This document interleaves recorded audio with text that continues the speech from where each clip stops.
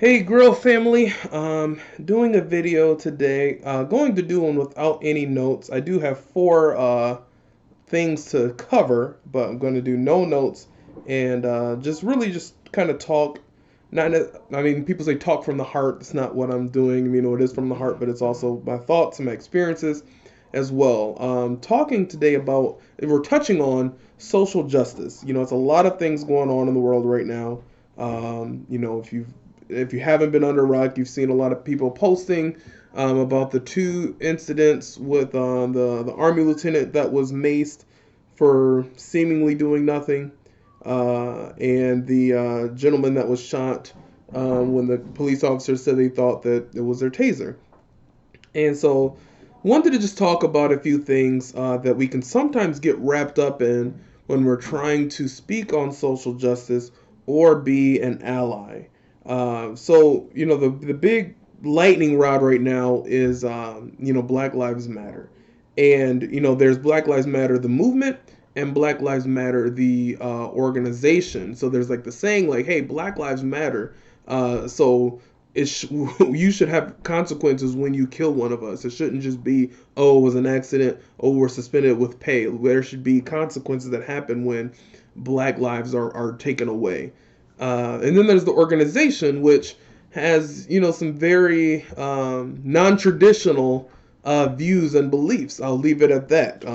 You know, we don't have a position on one or the other, but, you know, they're non-traditional views, and that can rub a lot of people the wrong way.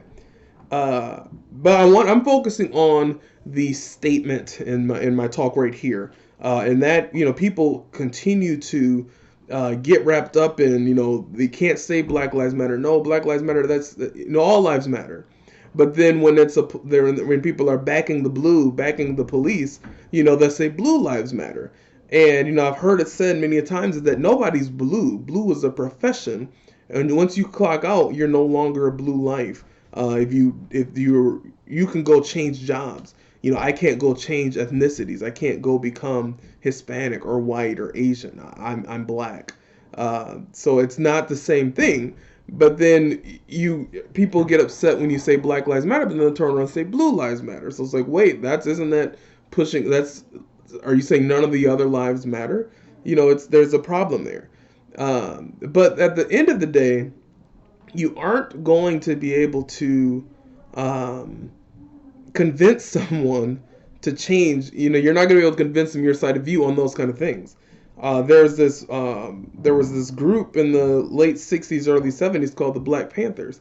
The original group was the Black Panther Party for Self-Defense. They literally would go around and watch as police officer arrested people and make sure those people that they arrested made it safely to jail, because there were a lot of times where that didn't happen. I mean, still today, there's lots of times that doesn't happen. So they literally, that's all they were going to do. And their belief was, we have to have power in our own community. We need to be able to control our own destiny. Every other culture is able to control their destiny.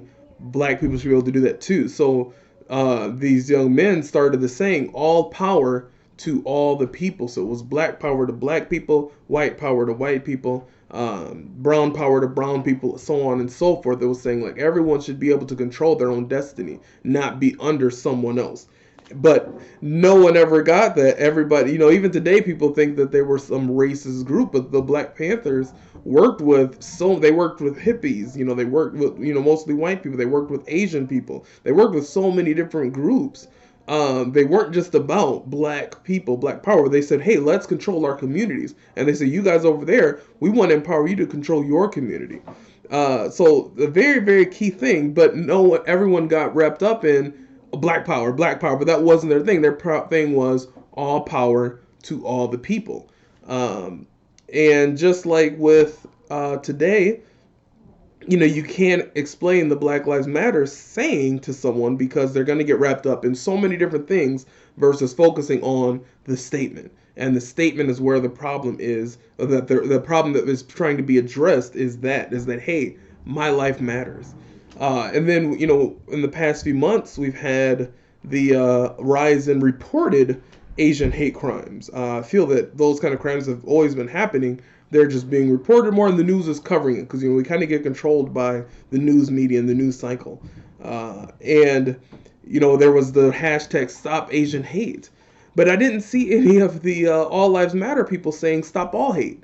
They let those people have that moment of having an issue and being concerned and speaking out and putting voice to that action of saying, hey, we don't like that we're being hated for something we had nothing to do with.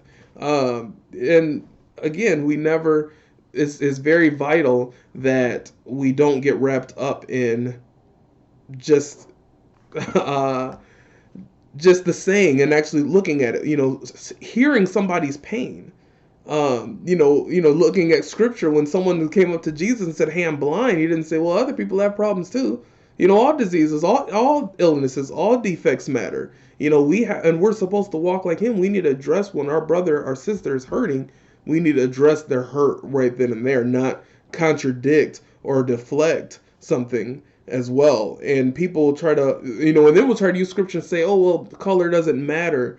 We're all one. We all have one blood, and Christ died for all of us," and he did. But ethnicity is extremely important, and Scripture tells us, because in Scripture we know who every single person is. We know that they're a Jew. We know if they're an Egyptian. We know if they're Ethiopian. We know if they're Roman. We know if they're Greek. Because ethnic backgrounds and culture is extremely important. If it wasn't important, none of the writers in scriptures over those thousands of years would have detailed it. They would have said, well, Moses, it doesn't matter who Moses is and what he is. He's just Moses. No, it was important of who they are. And the last detail I wanted to cover was the notion of racial reconciliation. And I know that is a big thing that we are about in GRIL, is to come together. But I want us to challenge ourselves with the word of reconciliation when it comes to the race groups of America, because the way it's been presented to me as reconciliation is when you're going back to a point where a wrong was committed. Like when Christ died on the cross, he was reconciling the failure of man previously. When we talk about reconciliation in our communities, what point are we going back to where there was a wrong? It's when you really break it down and think about it, and I'm not trying to be anti-GRIL or because again, I'm all for us coming together, working together, and being part of, in charge of our own destinies and helping people out to give them the tools to do that. So I don't want this message to be taken the wrong way. But it's just as problematic as the term "Make America Great Again." And this, I'm not being political at all. But that statement was very problematic for ethnic groups, because our thinking was, well, what point are we going back to where America was great? If I had a time machine, I wouldn't go back in time in America because it'd be dangerous for me to do so.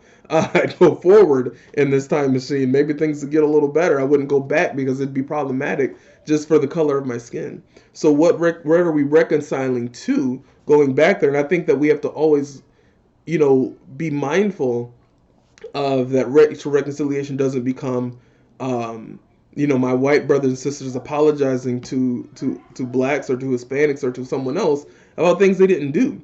I think we have to, and I'm not saying we have to ignore history at all, but I just want to challenge all of us to really get together, work together, and be in charge of empowering one another, which is a core value of GRILs as well, to make sure that we're all in charge of our communities, in charge of our destiny, and making sure that we're able to pass on the next great things to the next generation versus not having that.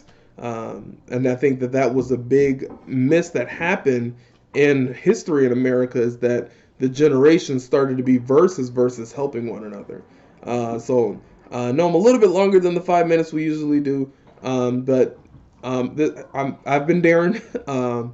If anyone has any questions, let me know, and I will love to continue to talk on this, because we have to get through this.